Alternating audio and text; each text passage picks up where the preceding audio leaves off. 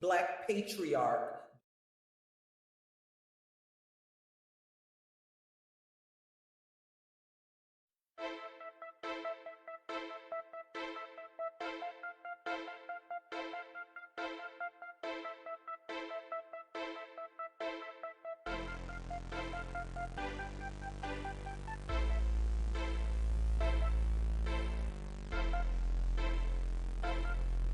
Most American people, especially people of my ethnicity, they don't understand that people create jobs, not government.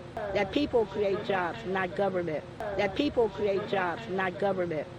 They think, if I go out to get a job, prime example, they have 1,000 jobs at Walgreens offering. You got 500,000 people standing in line. They don't understand, a lot of Americans, including people of my ethnicity, they don't understand that people, since the pop and the mom shops, create jobs.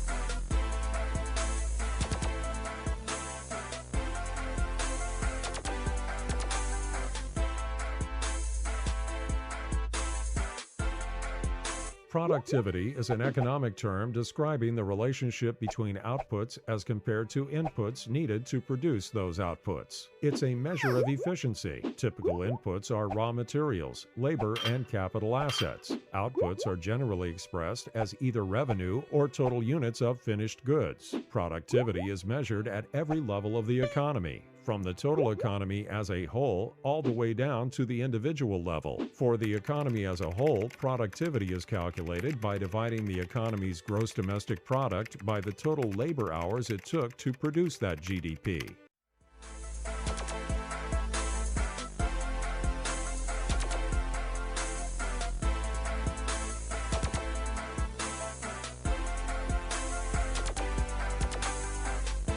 The country's GDP.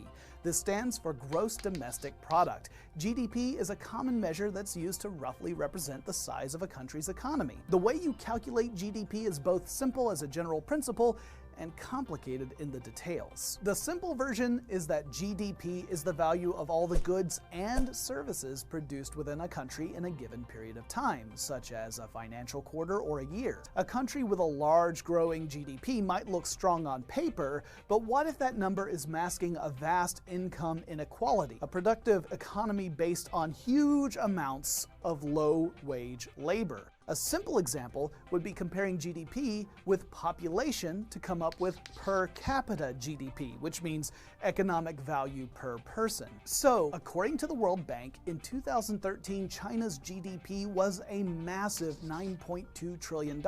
Compare that to Luxembourg's relatively small GDP of $60 billion.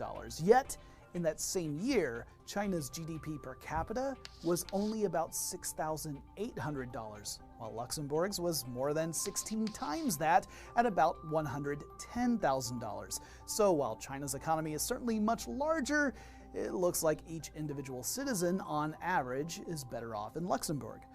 Financially speaking, that is.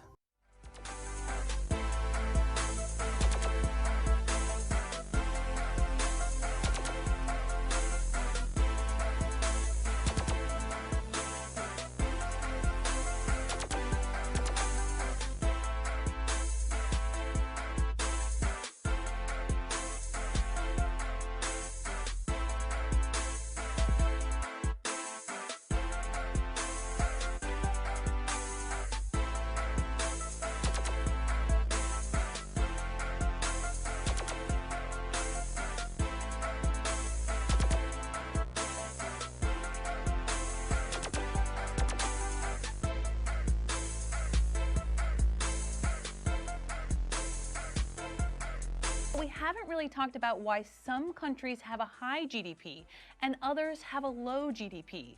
So why are some countries rich and others poor?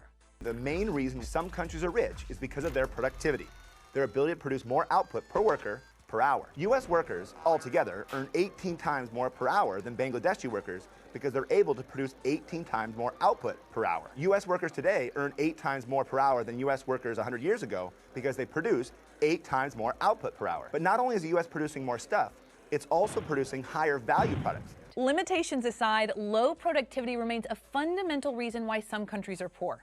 Higher productivity not only helps explain why we have more money to buy stuff, but also why we have more stuff to buy. So if you want a single one-word answer as to why some countries are more successful than others, here it is: productivity. So if you look at the big picture, And by big picture, we mean both globally and historically. increasing productivity has resulted in increased standards of living for much of humanity over the last 100 years.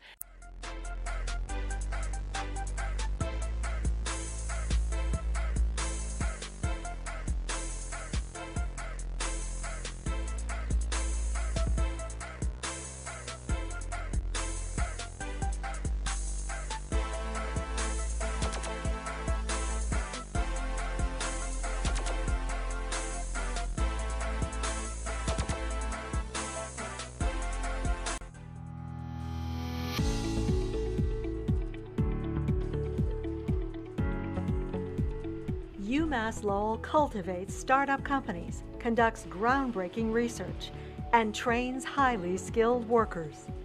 This is the fuel needed to power the Massachusetts economy. The Commonwealth needs a pretty interesting, diversified workforce in order to stay at the forefront of the nation's economy and the world's economy. UMass Lowell actually plays a really interesting role in depicting who these students are. You need problem solvers, makers, and thinkers all in the same person.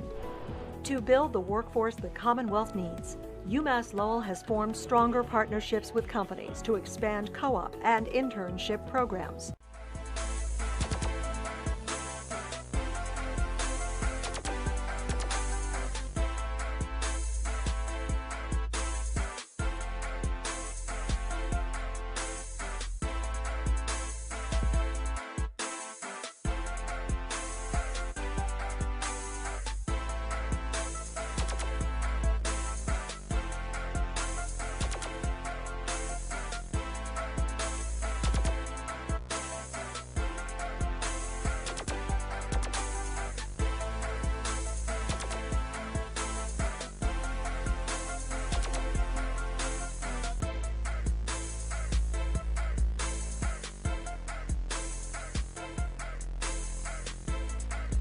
In 1971, history is made.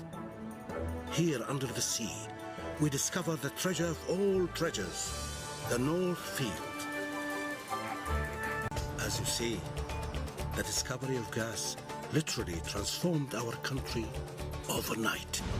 Today, Qatar's exploration and production of oil and natural gas makes us one of the most important energy suppliers in the world.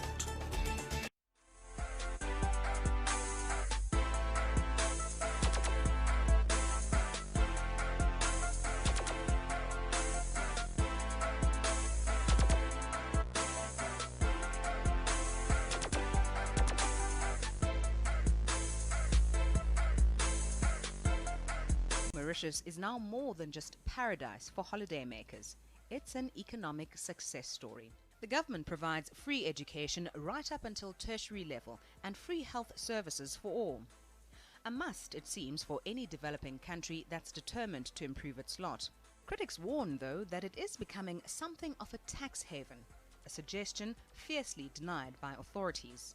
Mauritius has no natural resources, geographically an isolated island, and yet here it is managing to grow, managing to provide basic public goods to all the population. Just give us a sense of how Mauritius did it. Well, it's never been a miracle. It's hard work.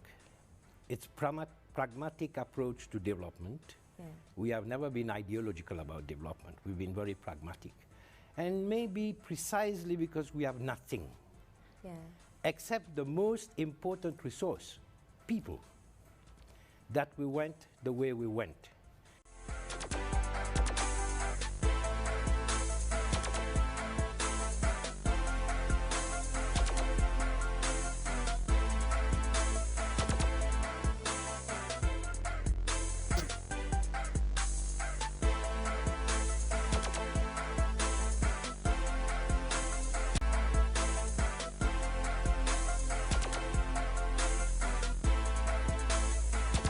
there are basically three factors that determine whether a country will be rich or poor.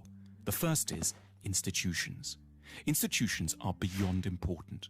Broadly speaking, rich countries have good institutions, and poor ones have very, very bad ones.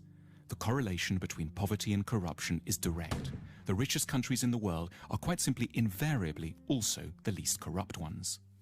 And the most corrupt countries are also the poorest. Without an adequate tax base, poor countries can't invest in police, education, health, and transport.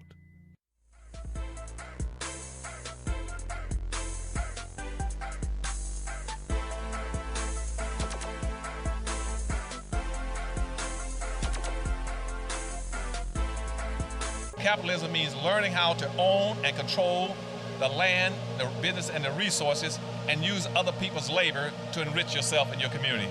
That's capitalism. You want me to repeat that for you again? I want to make sure your listeners understand what it is. Capitalism means learning how to own and control the land, resources, the businesses, and use other people's labor to enrich yourself. That's why slavery worked so effectively. That's capitalism. That's in the 1500s.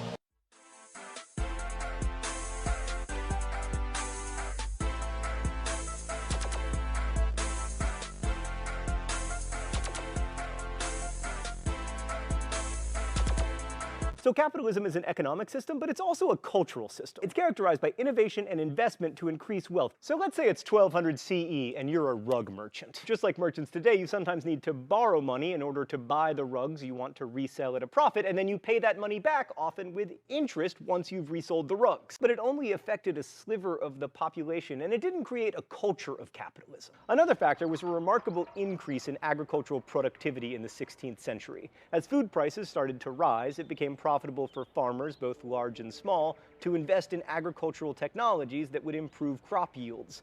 This increased productivity eventually brought down prices, and this encouraged further innovation in order to increase yield to make up for the drop in prices. Lower food prices had an added benefit. Since food cost less and wages in England remained high, workers would have more disposable income, which meant that if there were consumer goods available, they would be consumed, which incentivized people to make consumer goods more efficiently and therefore more cheaply.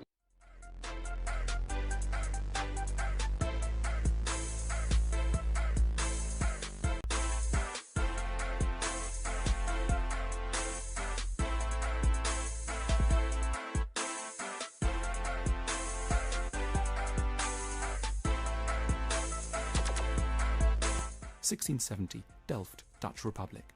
The newly independent Dutch Republic is the world's first explicitly capitalist nation, where lazy aristocrats are looked down upon and hard-working merchants revered. In the churches, Protestant sermons about thrift and hard work are heard.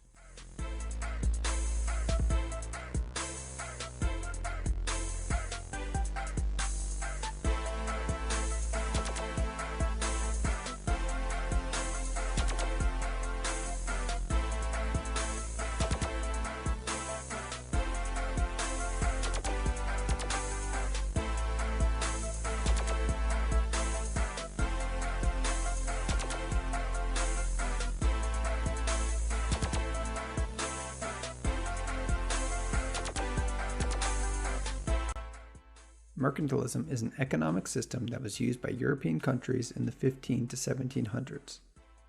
Under mercantilism, a country's wealth was determined by its accumulation of gold and silver. So just about everything the government did was to make sure it gained more gold and more silver. In order to get this gold and silver, a country needed a favorable balance of trade. This means that the country exports more than it imports. Here's another system of trade that you need to understand as part of this process of mercantilism, and it's known as triangular trade. Okay, and what we'll see is that Europeans transported manufactured goods to the west coast of Africa. Okay, and then what they do is the traders exchange these goods for captured Africans who were then sold in the Americas. So they would trade the goods for captured Africans who were then turned into slaves, and those slaves and gold, if they paid gold for those manufactured goods, would then be shipped to either South America, the Caribbean region, or even into North America itself. And then the merchants that bought that sugar, coffee, and tobacco in the West Indies would then sail back to Europe to sell these products. Just in between, show you what they were doing, just from 1500 to 1660 as an example, they shipped 5 million black folk out of Africa just to Central America down here to dig for gold and silver. Black folk at that point in time were producing almost 99% of all the sugar on earth, cotton, tobacco, anything else. They were building all the houses. They were the caulkers, builders. So what they did then, they started advertising in Europe. So anybody who wants to get wealth, they go to America. You go to America, we guarantee you, we give you free land and free labor. And you would have to be an idiot to come to America. If we give you free land and free labor, and not get rich. Black people in the South, on the eve of Civil War, picked and sold alone over 1 billion pounds of cotton and was sold just to England alone. England paid 48 cents a pound for that cotton. That cotton, that money from that cotton, gave every white person in the United States $500 without even working on the eve of the Civil War. So what I'm telling you is that they didn't get their wealth from working hard.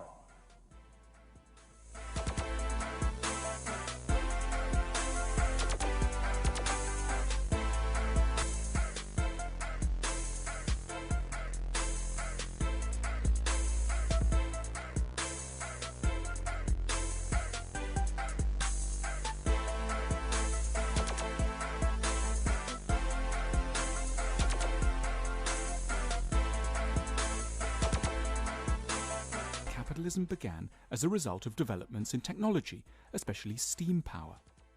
Cities were exploding in size, vast companies were forming, a new managerial elite was replacing the old aristocracy.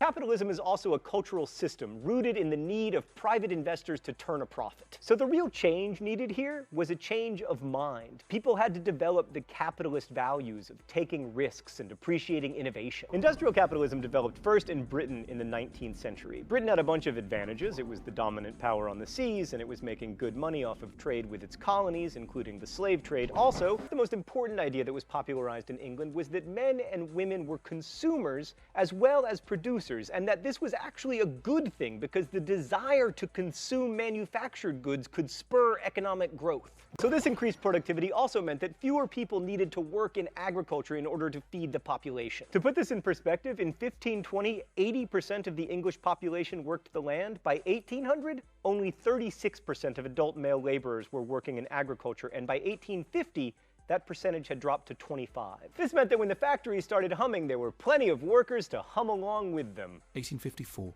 London. The British economy is now the largest in the world, thanks to its enormous industries of cotton, shipbuilding, steel and coal. Vast cities have chewed up the countryside of the Midlands and northern England. Merchants and the newly rich capitalist class have triumphed.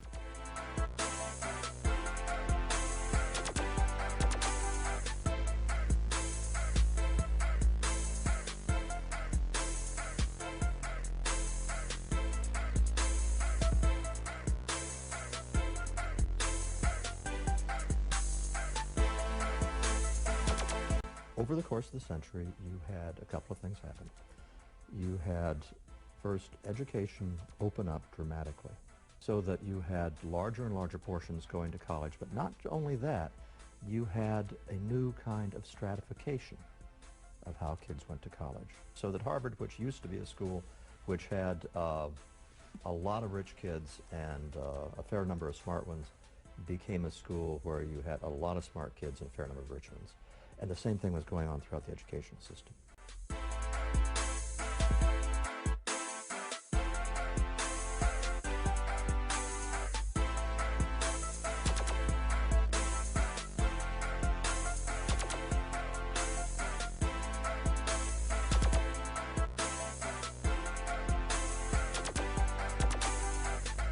Imagine being kidnapped or sold into captivity, forced into submission through violent beatings, torture, and intimidation, sold on the auction block to the highest bidder, and being forced to work for free under the most cruel, deplorable conditions, and it's all perfectly legal. This was the existence for blacks enduring the horrific institution of enslavement in our nation's early years. When indentured servitude was changed into the permanent state of slavery, permanent state of the institution of slavery, the Virginia colonists passed a series of laws that are called the slave codes. And these slave codes are codified into law to restrict and prohibit enslaved people from having access to government, from having access to private enterprise, as well as prohibiting enslaved people from having relationship between wife to husband, husband to children, and subsequently the ownership of property.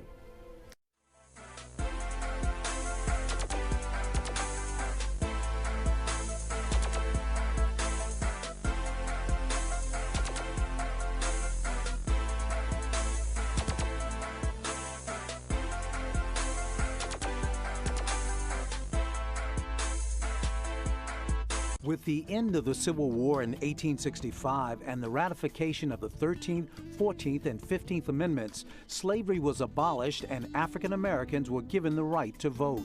Despite the progress, newly freed blacks faced an array of daunting social obstacles. To deal with these issues, the Union began an era known as Reconstruction. During Reconstruction, former slaves were given the right to vote, and as a result, the nation's first black senators were elected. In the period of 1867 to 1871, this is a period right after the Civil War and before D.C. became a territory, before Congress instituted territorial government in D.C. You have some drastic changes in the city, and it all starts with African Americans petitioning for the right to vote.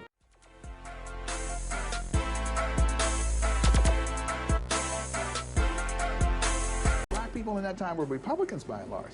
You know, I mean, there's people don't realize that now. Up until the era of FDR, you know, but black people were mostly Republicans because we were paying a debt to Abraham Lincoln because of the Emancipation Proclamation, and we still basically supported the Republican Party.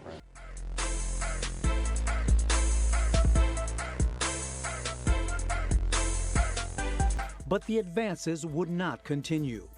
With the controversial election of 1876 and the Jim Crow laws that followed, much of the historic gains during Reconstruction would evaporate. In 1883, the Supreme Court made a fateful decision. They voted to nullify the Civil Rights Act of 1875. That meant that from now on, there could once again be whites-only hotels, restaurants, barbershops, and theaters. Black leader Henry McNeil Turner knew he had been betrayed by the nation's highest court.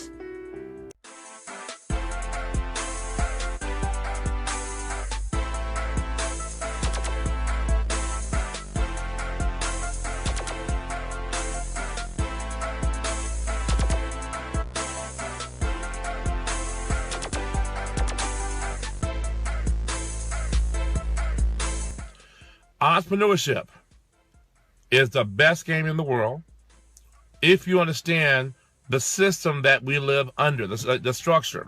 If you understand the framework of the country that you live in. For example, I live in the United States. The framework that our system was built upon is called capitalism. Now, schools don't teach this. They don't teach capitalism. You know why? Because schools, they train employees to go work for corporations, and they're funded by corporations and the government. So those employees can be exploited at some point. So the government wants you to be rich. They want you to become successful, and the rules are made to benefit the entrepreneur. And if you understand the tip I just gave you, you will become an entrepreneur.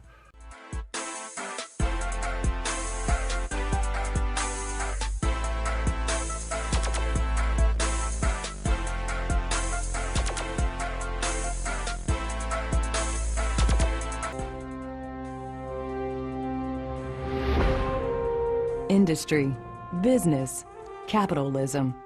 These are universal truths about our American culture. That's how our modern economy was built. In the early 20th century, segregation created an entirely separate economy complete with successful African-American entrepreneurs. In Richmond, Virginia, young Maggie Walker was about to become a big part of that economy.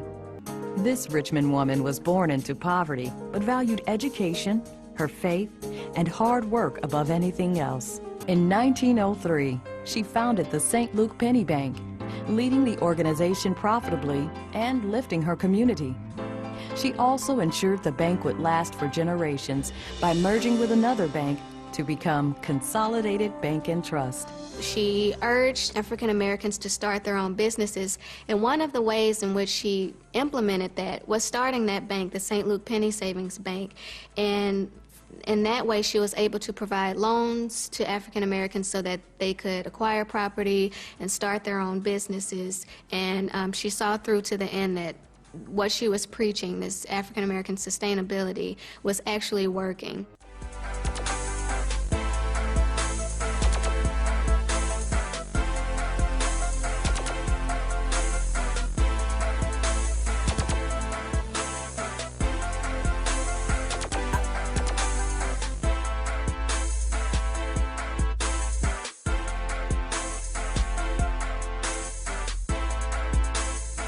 Opportunity for black businesses is the driving force behind the 7 decades of the Houston Citizens Chamber's existence. We were founded in 1935, and C.F. Richardson was a publisher, L.H. Spivey was a printer, H.P. Carter was a community activist out in the Fifth Ward area. Those names belong to the men who got together back in 1935 to create an organization very similar to the all-white Houston Chamber of Commerce. This was a Houston in the grip of the Depression and where segregation was a way of life. Where the downtown is today was a growing business community of African Americans, but yet they had to do it amongst trials, tribulations, and tumultuous times. We couldn't go into certain stores of that, so we had to have our own grocery stores. They didn't want to do our cleaning of our clothes, so we had to have our own cleaners of that. They didn't want us eating in their food establishments, so we had to have our own food cafes, restaurants there to supply us with cooked food there. In any area that you can think of that you need for your livelihood, we had to operate a business to support us because no one wanted to take any of our business at that time. You had to deal with each other. So the Houston Negro Chamber of Commerce was born in the Pilgrim Building on West Dallas near Bagby, the heart of black commerce in the Fourth Ward. Mr. J.E. Robinson was the first president. The founders realized organizing was the key to not just black economic growth, but daily survival. In those early days, the vision was large, but the knowledge limited. The Negro Chamber extended its services to every black neighborhood in the city in an effort to help people realize their own economic strengths, despite the challenges of segregation. We were able to create some excitement, because just the idea of the talk in the community about our getting together, and getting together is not easy. The Negro Chamber activities provided an atmosphere for the determined and dedicated business owner to thrive. A young couple from Chicago arrived in Houston in 1935 and chose the Pilgrim Building to house their 20-year-old family business, the Franklin Beauty School. James Jemison and his bride, Abby Franklin Jemison, opened a beauty college complete with dormitories. As hair care was the 5th largest industry in America at the time, the Franklin Beauty School attracted students from all over the country. The Jemisons built a business, a fortune, and helped change a community. This was a time when a man named Mac Hanna rose to prominence in business. Hanna was a multimillionaire who owned a life insurance company in 3rd Ward, founded a mortgage company and a savings and loan. Arthur George Gaston was born in a log cabin built by his grandparents after they were freed from slavery. He eventually built a business of providing services often denied to African Americans during the years of segregation. When he died in 1996 at the age of 103, Mr. Gaston was worth over $130 million. I was 21 years old when Uncle Arthur died, and by then some of the more tangible of his accomplishments had been impressed upon me. Walking around downtown Birmingham, it was impossible not to notice his name clinging in bold letters to the side of so many buildings. Impossible not to recognize that it was not just the members of my family who deferred to him, but people all over the city.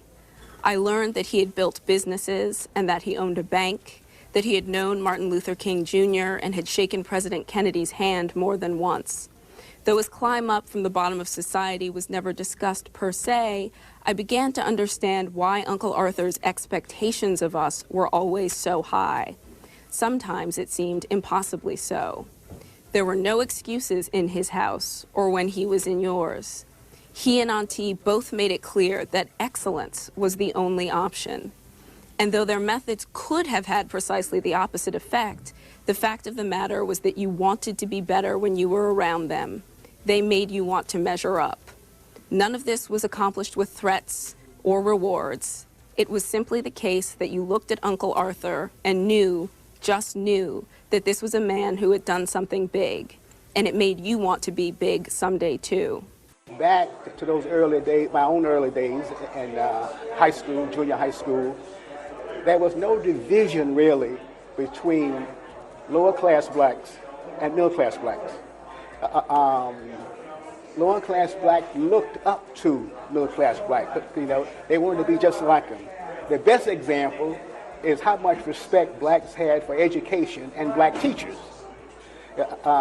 Any teacher walking down any street in the South could say anything to any black student, and they was like their mother had spoken to them. So that was high respect for black teachers, and of course, a number of blacks were making a lot of money. I mean, segregation was good for entrepreneurs because, number one, white funeral homes didn't bury blacks. White barbers didn't cut black hair. Okay? So blacks controlled the taxi industry, you know, going through. So, and what I'm really trying to do is remind blacks of the values we once had that we don't have today.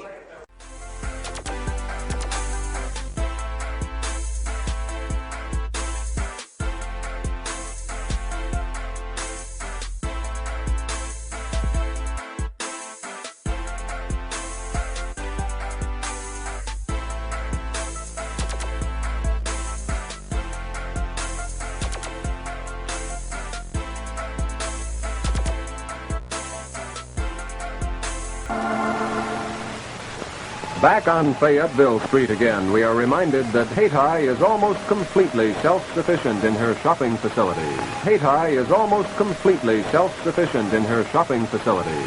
You will find many beautiful homes in Hayti, from the large, pretentious ones on beautiful shaded lawns to the smaller, neat bungalows.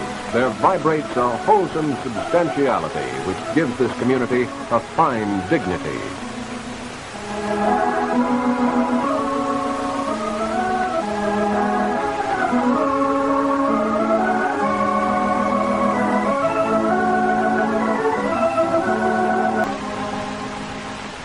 Many Hayti merchants have outside interests as well as their own businesses.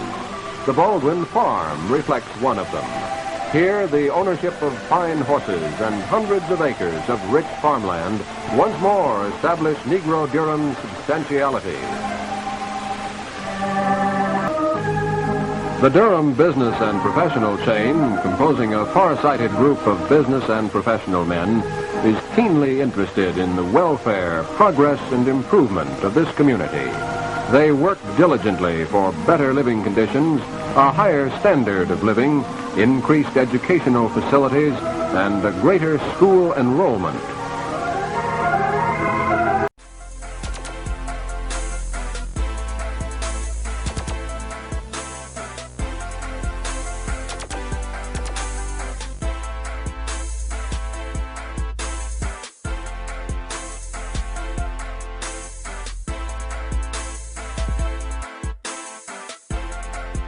Harvard economist Richard Freeman noted, "The triumph of globalization and market capitalism has improved living standards for billions, while concentrating billions among the few." So it's kind of a mixed bag. The very poor are doing a little better, but the very rich are now a lot richer than everybody else. Capitalism is amazingly productive, but it has two big flaws. Firstly, it's systematically inclined to ignore the sufferings of workers unless regularly prodded not to. And the wealth of companies is often built up on satisfying what are not the essential needs of human beings.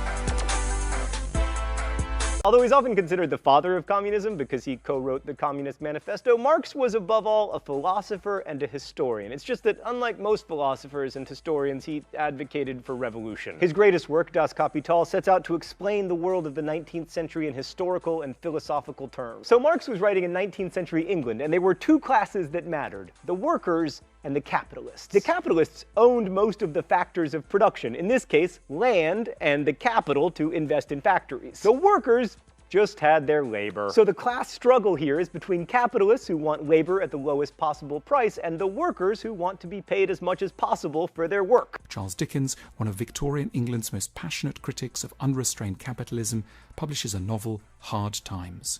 Set in the fictional town of Coketown, a version of Manchester, it takes aim at heartless capitalists like Mr. Gradgrind, who abuse their workers, exploit young children in mines and chimneys, and use their relentless capitalist logic to blind them to their desecration of nature and human life.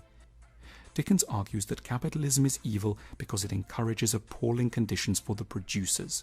Under the sway of capitalist logic, otherwise quite nice people will keep coming up with reasons why it's okay to employ a child in a factory or to let poor people starve once they've reached the end of their working lives.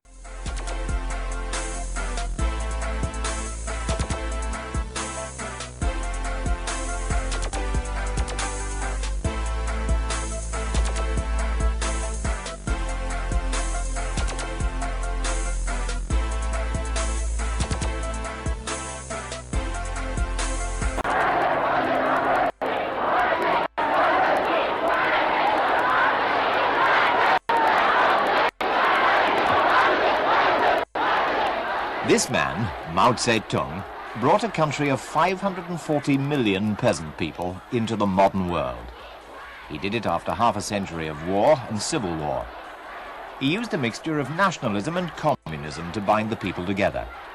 He led the Chinese Communist Party for 42 years.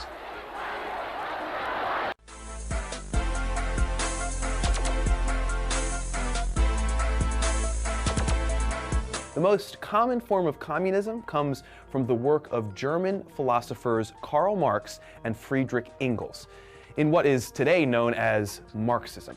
In particular, Marxism is focused on the exploitation of the worker. It's based on the idea that any profit generated by the worker but instead goes to the business owner is a form of inequality and should be abolished. In recent history, several countries, including the USSR, China, Vietnam, and Cuba, have attempted to institute their own versions of communism.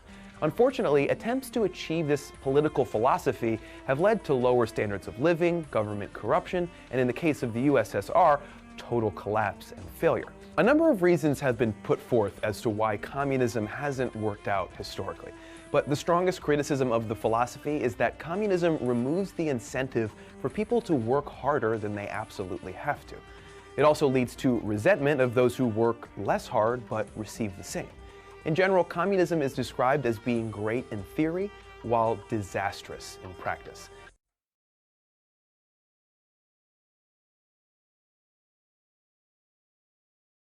Marxism-Leninism prioritizes the infallibility of its dictatorship government. The rationale is that any benefit to the state would also be a benefit for the people. However, in practice, this has meant that the ruling party can massively depreciate the population's standard of living for the good of the state.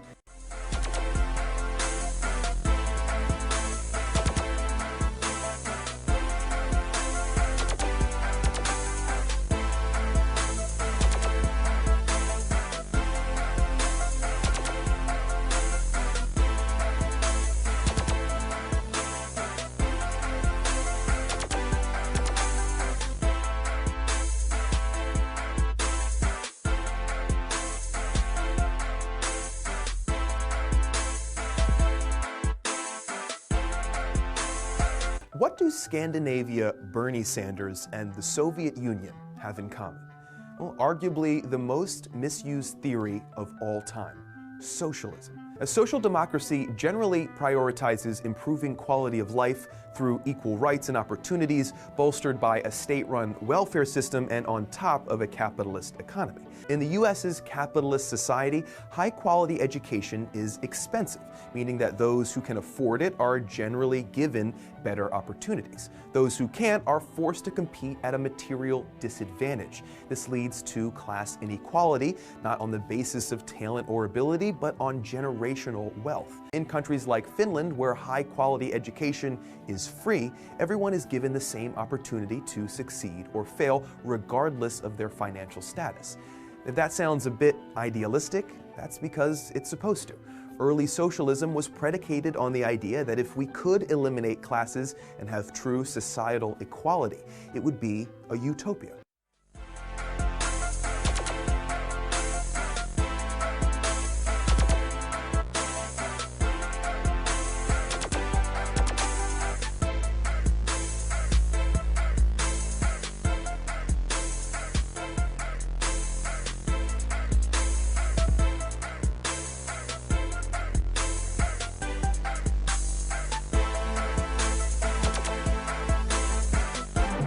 Congress passes the most sweeping civil rights bill ever to be written into the law, and thus reaffirms the conception of equality for all men that began with Lincoln and the Civil War 100 years ago.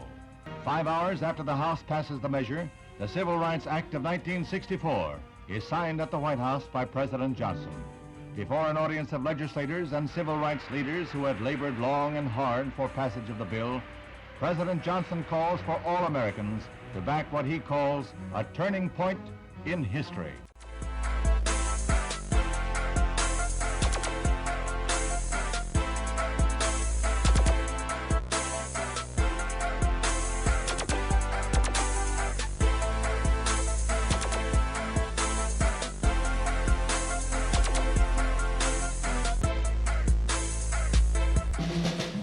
Philosophy professor Angela Davis admitted that she is a member of the Communist Party. Hoover put her on the top 10. Everybody had a file on her. Her first lecture drew 2,000 students. Angela's education is now being put into practice. Angela Davis purchased 4 guns.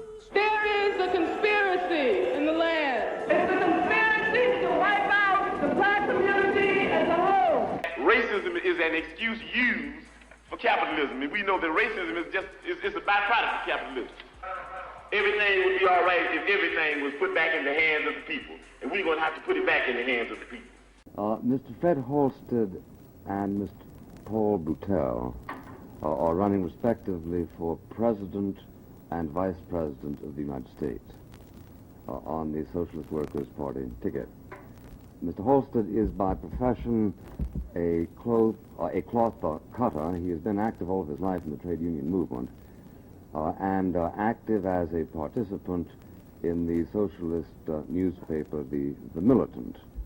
Mr. Paul Boutel is by profession a taxi cab driver and ran a while ago for Attorney General for the state of New York, but was defeated. And I read somewhere that you said that if, in fact, the black people acquired capitalism and accepted white values, then you would think that that was counterproductive. Can you explain to me what you meant by that? Black people, under the general heading of capitalism, have experienced slavery and all the other shades of degradation between slavery and actual chattel slavery and where we are now. So there's a basic reaction to the word capitalism by people who feel trapped at the bottom of the economy. So when we talk about self-development, self-determination in the black community, there's a rather positive taste left in people's mouths.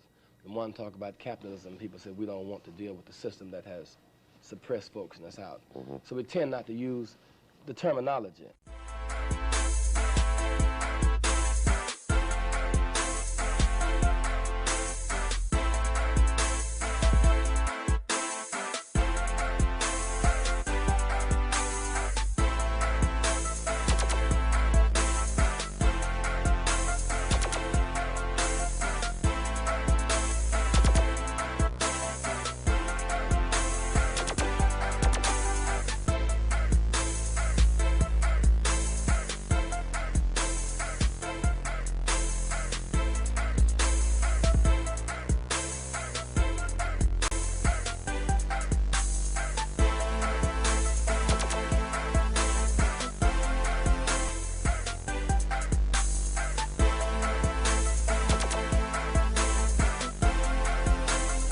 The Houston Negro Chamber of the 1960s promoted its agenda during a very tumultuous time nationwide. The fight for justice led to urban violence that claimed some black businesses as victims. This was in the middle of, arguably even at the zenith of black power. In the midst of all this black power, we got blacks breaking in black folks' stores. Now, you know, obviously that dog will not hunt. To my dad's credit, he never allowed that to discourage him. And the African American community was very kind towards my dad in terms of, you know, granting him patronage. But wouldn't it be a lot better if we didn't, you know, steal from one another or discourage one another?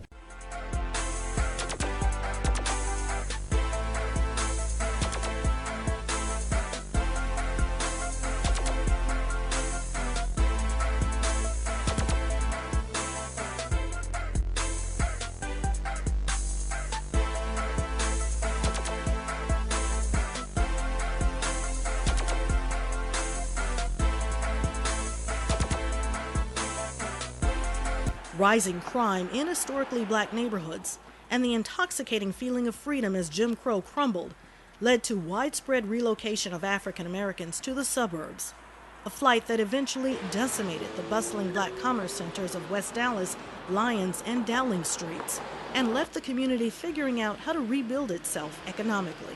And we became a desegregated or integrated community, we lost a little snap, if you would. Now, I'm not saying let's go back to segregated days, but I'm saying that America and Houston would be better places to live if we as African Americans had brought some of that same, what shall we say, collaboration, coordination, collaboration, coordination, and collaboration to the table, and that same sense of pride.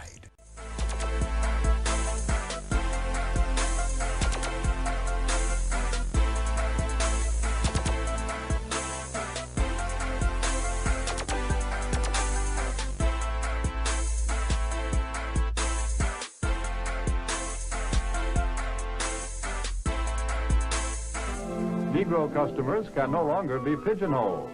They cannot be classified as prospects who trade only in certain stores, certain neighborhoods. Today, Negroes shop downtown. They shop in supermarkets. They shop in small neighborhood stores. They'll buy from anyone who wants to sell to them. But we all know that before you can sell to customers, you've got to get to know them. The secret of selling to the Negro is expressed in one word. That word is recognition. Now, there's nothing unusual about that. People want to be recognized. They need recognition. That's basic in all of us. But perhaps because he's had so little of it, the Negro needs even more. He needs to feel important and appreciated. For a long time, the Negro has been sold a lot of shoddy, second-class merchandise. So now he asks for name brands in order to make sure he gets his money's worth. Buying by brand, that's the first important Negro buying habit.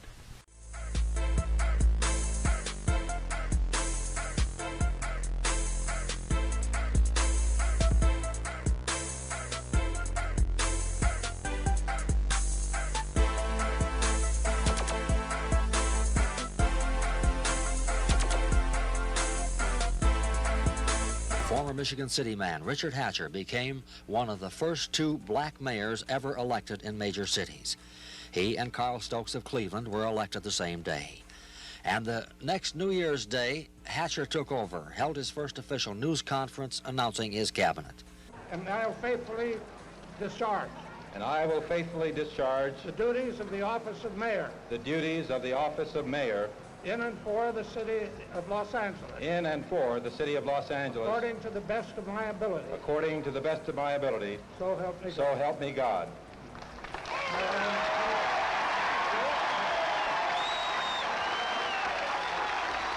In October 1973, Atlanta made history. Maynard Jackson was elected the first black mayor of a large southern city. Never,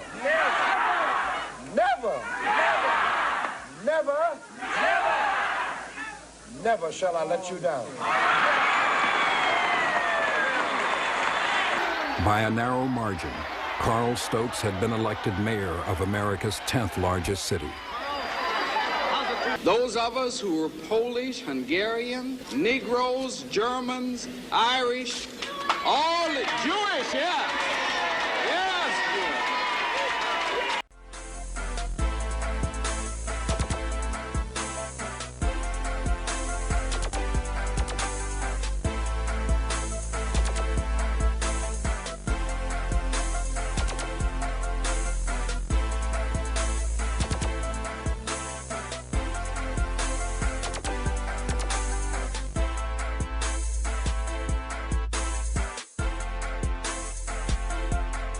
They protected their own. Stop pushing poison in the neighborhood. Panthers, y'all worse than the police. They fought for respect. You brutalize our community, we will defend ourselves. They demanded justice. We're not anti-white, we're anti-oppression. They were the soul. We're seizing the time. Behind the struggle. Power to the people. Panther, rated R. I mean, if this is truly a melting pot in the country where we care about and Lady Liberty got a hand like this, she really loves us, then we really need to be like that. And it needs to be the black kids. If there's a white person who got money, then you need to help them. He need to help black kids, Mexican kids, Korean kids, whatever. But it needs to be real. And it need to be before we all die and then you say, oh, I made a mistake. We should have gave them some money. We really should have helped these folks. It's going to be too late. Hi, I'm Senator Bernie Sanders speaking to you from the great city of New York with a Hollywood reporter and my fellow Brooklynite, Spike Lee, and we're going to talk about how we transform our country.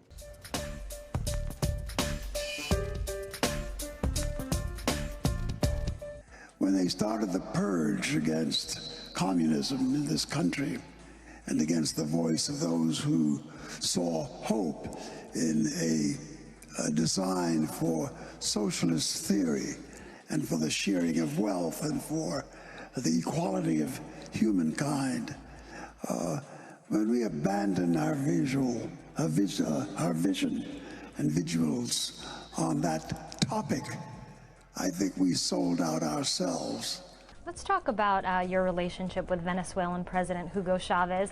You seem to have a different opinion of him than many folks in America do. You've praised him time and again. I believe you have had a meeting with him back in 2006. What about Chavez appeals to you? Well, first of all, I consider the President Hugo Chavez my friend. And I still hear everybody skirt right past, once again, the biggest issue is addressing white supremacy in a capitalist society that is built on someone being capitalized upon. Capitalism needed racism in order to operate. To explain further, capitalism needed to steal things in order to come into fruition. The racist culture that we have is necessitated by capitalism. We won't get rid of that racist culture until we get rid of capitalism.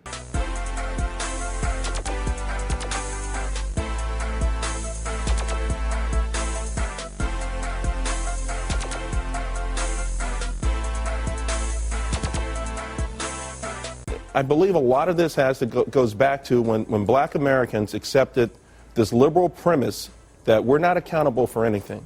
You know, we wait for our welfare checks. We wait for it like, you know, people wait for it like, I'm waiting for my check, like it's something I worked for, you know, and it's taken away everything, everything that God gave us innately, that you know, man, if you put two people on an island with nothing, innately they're going to have a certain desire to survive, to thrive, to do better.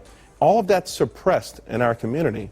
I think it's very unfair, and I think it's very stupid. I mean, it doesn't make sense. Ebony Boost, who has 3 children and is currently on welfare, just learned about the state's new policy that will take effect October 1st. If your child is truant, missing more than 10 days of school, your family's welfare cash benefits will be cut off. Threatening to take away state aid is expected to make parents more responsible. It was the most memorable time of my life. It was a touching moment because I never thought this day would ever happen. I won't have to worry about putting gas in my car. I won't have to worry about paying my mortgage. You know, if I help him, he's gonna help me. You got Obama phone? Yes, everybody in Cleveland, low minority, got Obama phone. Keep Obama in president, you know. He gave us a phone. He gave you a phone. Do more. In my case, they done been in my life 6 months and I'm homeless. 37-year-old Angel Adams blames the system for her problems. We called the Department of Children and Families to see what they've been doing to help.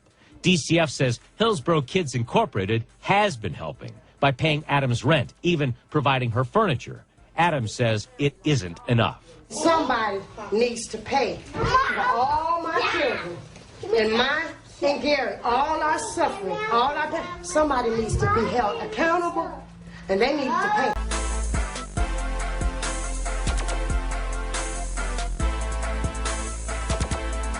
I'm Professor Walter Williams at George Mason University, Fairfax, Virginia. The illegitimacy is entirely new, as well as the high unemployment among blacks is entirely new. So one has to ask, well, what is the cause? I think that the cause is the welfare state. It's less costly for the girl to have a baby out of wedlock. Then the social stigma associated with illegitimacy has virtually vanished. You know, years ago when I was a kid, if a girl made a mistake, and it was very rare, relatively rare, even in North Philadelphia, if a girl made a mistake, she was an embarrassment to her family. And very often she is sent down south to live with her relatives while she is pregnant. Today, it's entirely different. Your girls have babies out of wedlock, and then they have baby showers and things like this. They celebrate. It's no more social stigma associated with it. And so what we've been doing, I think, as a nation, we've been subsidizing irresponsible behavior. If we wanted to be serious about evidence, we might compare where blacks stood 100 years after the end of slavery with where they stood after 30 years of the liberal welfare state. Yes. Explain that. Well, in 1960, which would be almost 100 years after the end of slavery, 22% of black kids grew up in homes with only one parent. Just 22%? Yes. 4 out of 5 were in homes with both parents? Yes. 30 years later, after the liberal welfare state, that number had more than tripled. And so you can run through a whole bunch of other things like that. Look at the housing projects. The housing projects in the first half of the 20th century, during that first 100 years after slavery, did not have the high crime rates, the murder rates, the graffiti, all the rest of it. None of that was there. On Saturday mornings, it was common in the housing project of this earlier era for parents to leave their doors unlocked because some of the parents could afford television, some couldn't. So the ones who had television would leave their doors unlocked, and the kids from the other families could come down there and watch television with them. Well, now the latest figures show that most people below the poverty line have 2 television sets and cable, but they wouldn't dare leave their doors unlocked in a public housing project. The families were intact and schools worked and the neighborhoods were more or less safe. People were able to lead decent lives. If the contrast between that world and the world we inhabit now is owing so directly to liberal policies intended, so we're told, to help African Americans, why do African Americans support the liberal at the rates of 90 and more %? And you young people here today, you don't know it, but I'm telling you, black folk had viable, competitive communities before integration. They had clean communities. We did not have the crime in the black communities. As a matter of fact, before integration, most blacks in America never had to lock their doors. And I always say that these blacks in those days, even during segregation, did more and built more than we can even maintain today.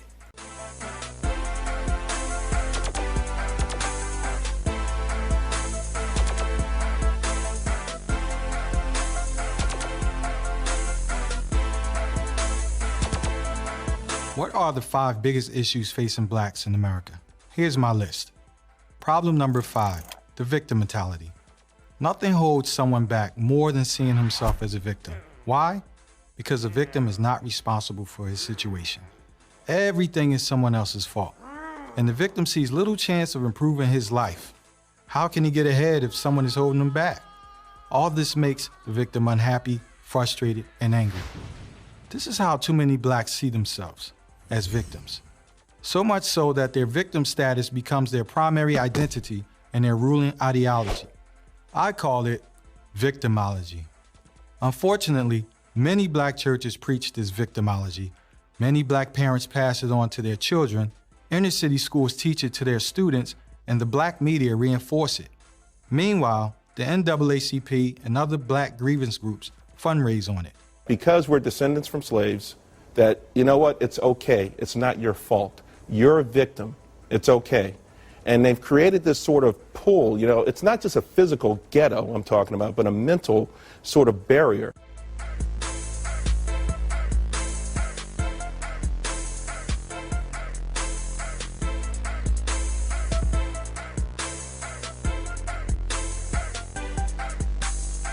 Today's conversation is really about, as I said earlier, an African-American agenda. How do we deal with the disparities? How do people even get into the situation we're in? What's happening in their environments that's leading to asthma and obesity and heart disease? We acknowledge that anytime you talk about black folk in America, you're talking about a state of emergency, especially for black poor and working people. So that when you talk about love, you're making it a priority to say, America, keep track of the prison industrial complex, keep track of the dilapidated housing, keep track of the disgraceful school systems, keep track of the unemployment rates and underemployment rates and unavailable health care, child care. That is what it means to talk about a black agenda. Our pain today, even as we deal with the health care challenge, and it is a real challenge, that in Chicago, 3,200 black Americans die a year from health disparity. More die a year in this city from health care disparity than in the 9/11 terrorist attack 10 years ago. Obviously, those in the most pain must have some priority attention.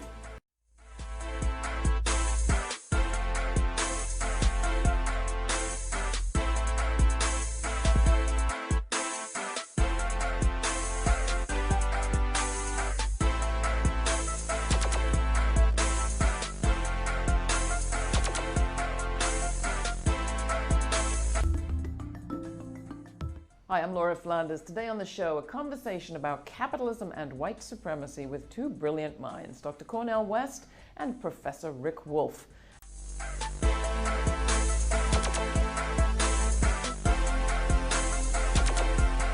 Welcome you both to the program. I'm so glad to have you here.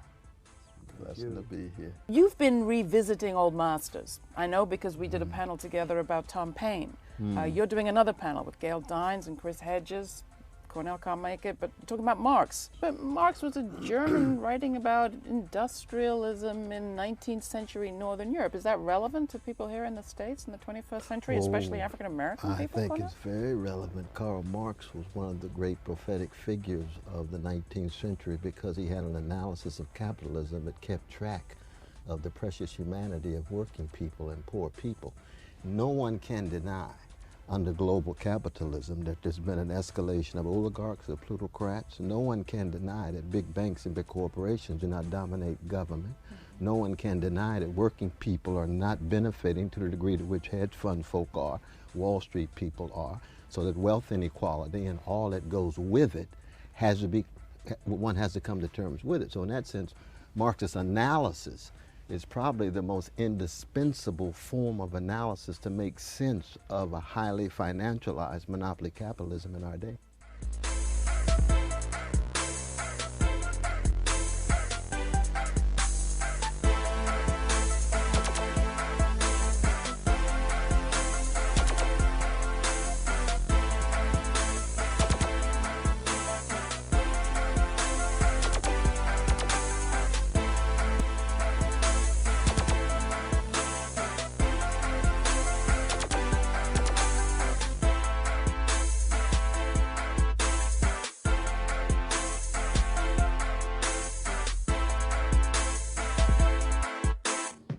It was the middle of the 1970s. Police repression and personal quarrels had broken the spirit of the Black Panthers.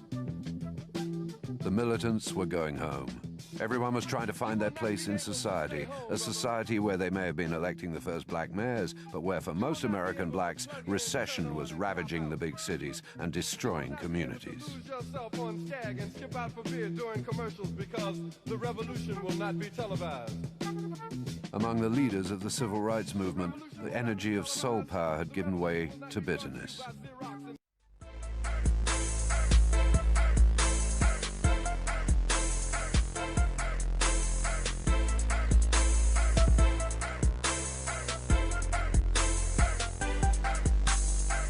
Baltimore is the worst place in America for a black male to grow up and live. We're living under third world conditions. It's a very segregated by race and class city. When it comes to unemployment and access to resources, it's easy to go crazy here. People are suffering here in West Baltimore, and they're being ignored, even from people who live a half a mile from them, because Baltimore is a very segregated city. You could literally walk across the street and be in a different tax bracket. This is America's ghost town, just 25 miles from downtown Chicago. Gary, Indiana, dubbed a symbol of urban blight by some, compared to post-evacuation Chernobyl by others. Gary's population has been cut by half as many fled in search of work. It is now almost exclusively African American, over 84%. Up to 1/3 are poor in one of the top 10 most dangerous cities in America. Camden, New Jersey. Camden has been on Forbes' list of America's most miserable cities for years. Riddled with urban decay and political corruption, over 42% of its residents live below the poverty line. It also has 560% more crime than the national average. With the rapid growth of Charlotte comes a hidden problem: kids in poverty. We can't go and parade and look at it, but it's actually everywhere. A new study by the Annie E. Casey Foundation found those numbers are growing in North Carolina. It estimates more than 500,000 children in the state are living in poverty. That's not in California, that's not in New York City. That is in Charlotte, North Carolina, the city that we deem our Queen City.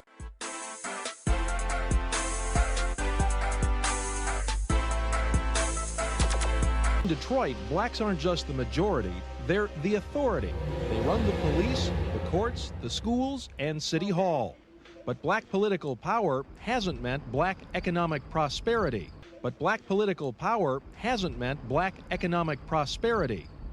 In my time in Detroit, I have driven and walked past mile after mile of decayed, rotting neighborhoods that look like war zones, burned out buildings, crack houses. If you've been coming in any length of time, those were there when I became mayor.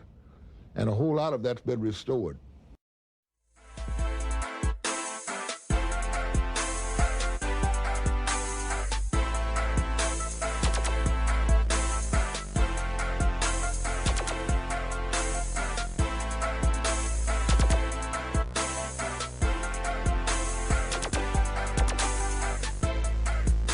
Look at cities like Detroit, Philadelphia, and Baltimore.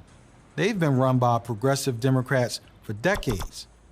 If their liberal policies were at all effective, these cities should have become models of economic growth and prosperity. Instead, they're models of dysfunction. By fostering and exploiting the victim mentality, discouraging self-examination, subsidizing baby mamas, and making excuses for black thugs, so-called progressive policies don't alleviate the problems that afflict the black community. They aggravate those problems. Unwavering loyalty to progressive liberal policies is the primary reason these dire conditions persist. It both makes them possible and perpetuates them. It's no coincidence that progressivism is the common thread that binds predominantly black cities where single-parent homes, failing schools, rampant poverty, and crime predominate.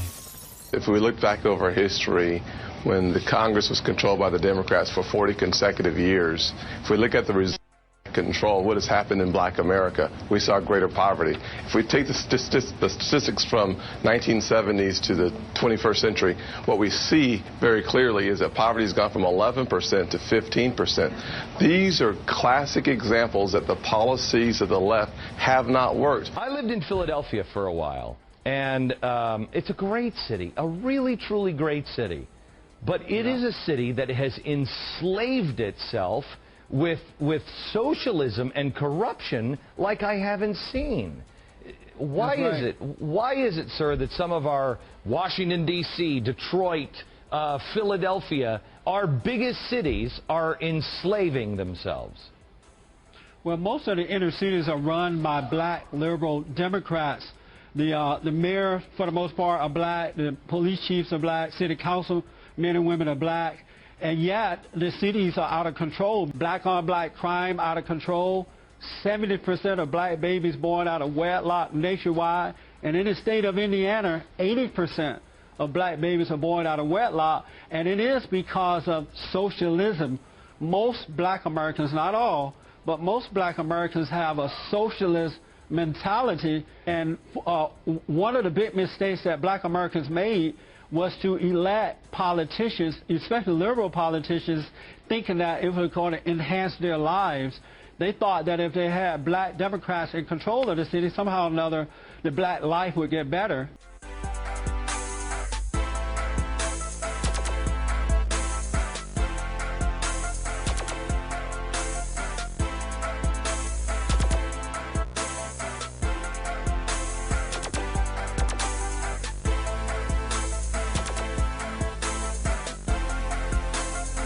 The brilliance of the American economy happens through business ownership and entrepreneurial spirit. So whether you own the business or not, success is possible if you A, have a good education, B, have a strong work ethic. For the average person who can work, these two key components come together and form a foundation. That is the way that you eradicate poverty. All the social programs that we've had, we have the largest government we've ever had in the history of the country. We have more nonprofit organizations working on the same issue, and yet we have higher percentage of people living in poverty.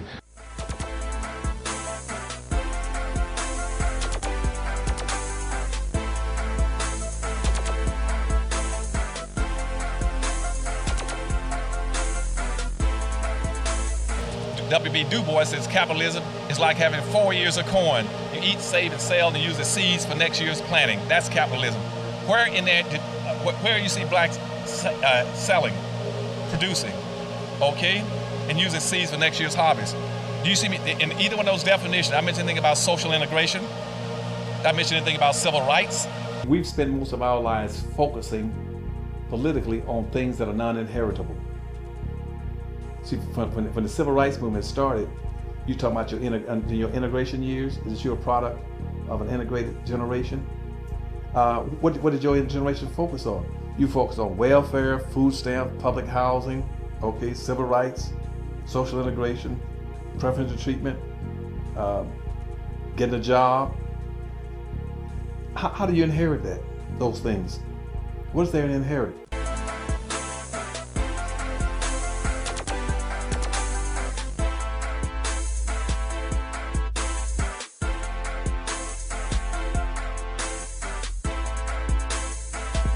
So politics is not going to solve all our problems. Tell the folks at home that. Politics Professor Gimbu is not going to solve most of our problems. Most politics that affects people is at the local level. Most politics that affects people is at the local level. Yeah, that's right. Local politics affect people mostly. National politics has some impact, but very, very minimal impact in regards to the quality of life of the average person.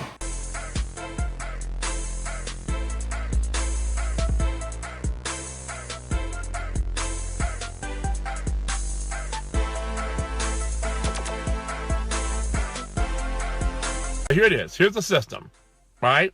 The United States government is funded by tax dollars. So you wrote that down? The United States government, who regulates what?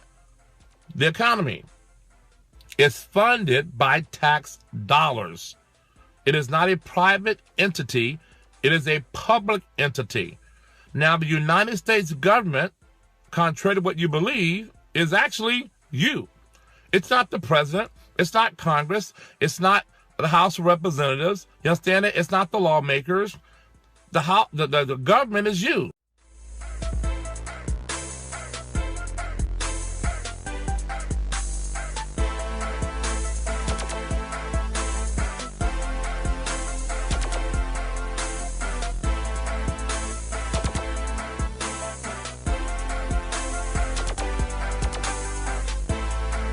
What are the goals of taxation? At the most basic level, taxes raise money for government services. Taxes are used to promote the well-being of society, at least well-being as defined by the government in power. They help us afford services markets might not pay for on their own. Things like public safety and national defense and education. Taxes can be used as a way to redistribute wealth in a society, from people who have more to people who have less.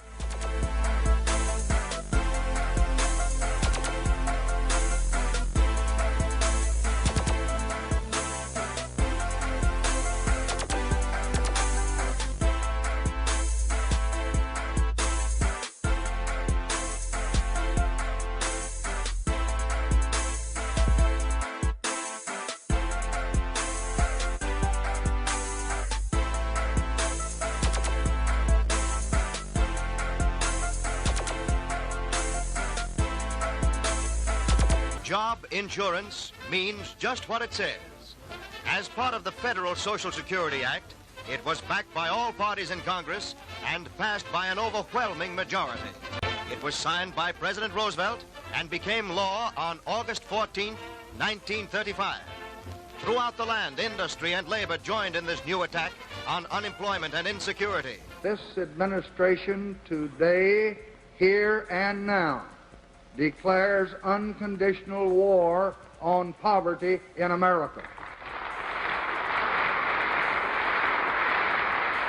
President Johnson signed a $947.5 million anti-poverty bill into law in 1964. The following year, 1965, President Johnson enacted reforms to Social Security and a guarantee of health insurance for the elderly and the poor through Medicare and Medicaid. The official poverty rate has dropped since Johnson's era, but still there are some 50 million Americans, 13 million of them children, living below the federal poverty line.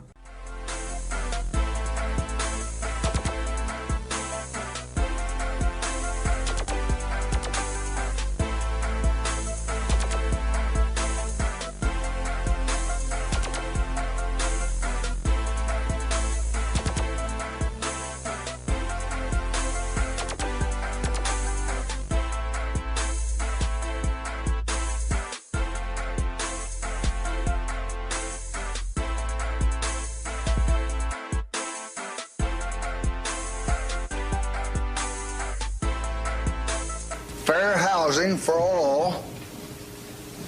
all human beings who live in this country is now a part of the American way of life.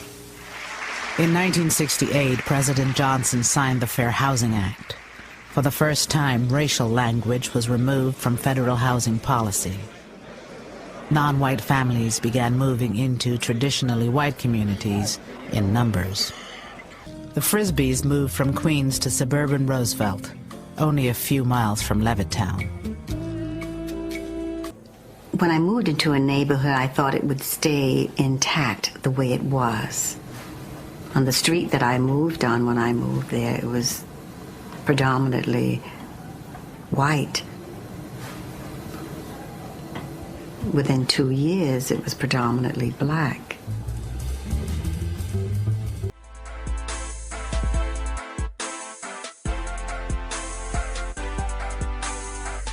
The white population of Detroit began one of the largest migrations in U.S. history. In 1960, Detroit had almost 1.2 million white residents. By 1980, there were only 400,000. Businesses evaporated. Once thriving commercial strips like Gratiot, Grand River, and Livernois became ghost towns.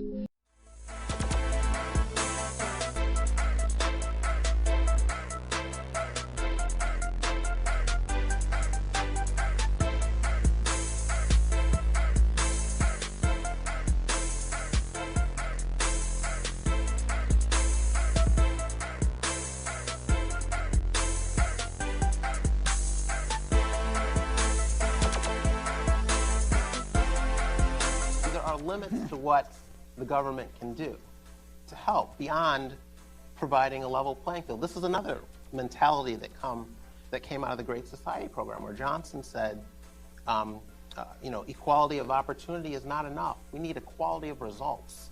which you're never going to find. Not here, not anywhere, not ever. But that has become the goal. And then in the absence of that, to assume something's wrong, the government isn't doing all it can, so it needs to tip the scales a little bit here or a little bit there. That's where we get into trouble, that sort of social engineering. I mean, all the job programs, all the job training programs in the world aren't going to help if a group doesn't have a work ethic.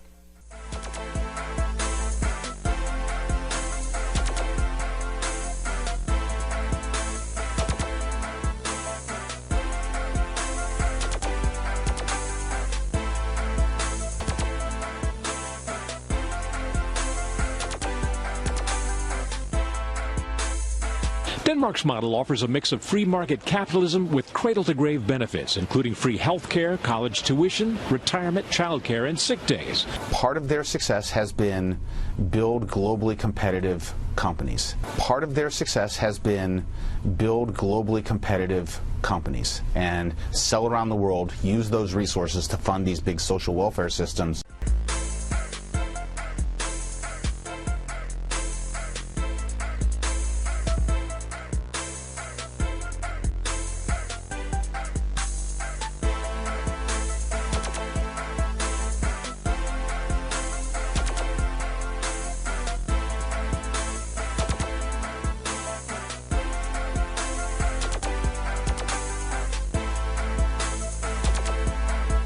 China is the world's second largest economy and the biggest importer.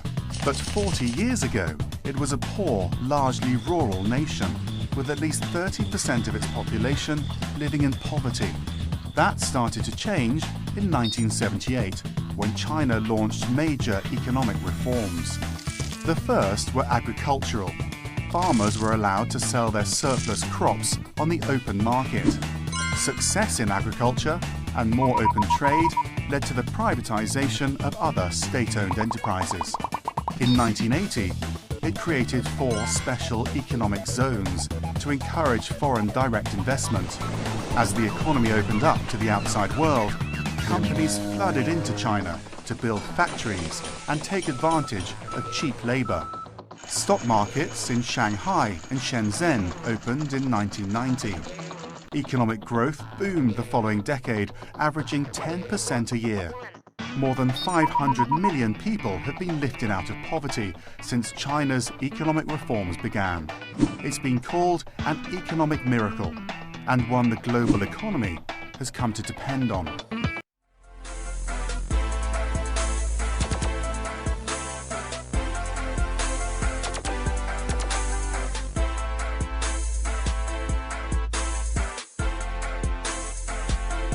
You go into these black communities right now, we are nothing. We're 100% consumers and 0 producers. We produce absolutely nothing. We produce absolutely nothing. We produce absolutely nothing.